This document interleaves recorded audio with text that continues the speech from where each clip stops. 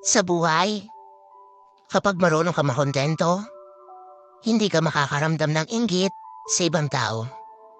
Pero alam nyo, kapag natutunan natin na makontento sa anumang meron tayo, yung inggit unti-unting mawawala. Isipin mo to, kapag kontento ka sa buhay mo, sa mga naabot mo, at sa mga bagay na meron ka, mas magiging mapayapa ang iyong isipan. Hindi ka na mag-aaksaya ng oras sa pagtingin ng kung anong meron sila na wala ka. Tandaan natin na ang inggit ay isang lason sa ating kaligayahan. Ito'y nagdudulot ng negativity sa buhay ng isang tao.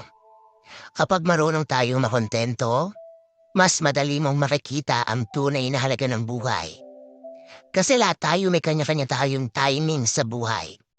Lahat tayo may nakalaan na biyaya.